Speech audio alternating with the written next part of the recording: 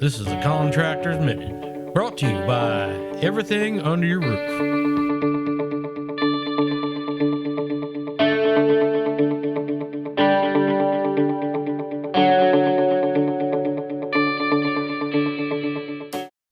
Today, we're fixing a French door back entryway. This entryway has mild to medium level rot at the bottom of the trim. This rot is due to poor construction techniques, such as not properly painting the MDF trim on all sides and sealing it from water damage, and not properly flashing the trim.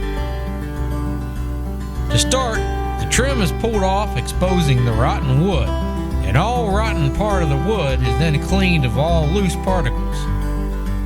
Next, proper flashing can be fabricated and installed on both sides of the entryway. After the flashing, the trim boards are cut on site and fitted. Caulking is an important factor in sealing out the elements. Next, the trim door molding is cut on site and fitted. Again, caulking all crevices.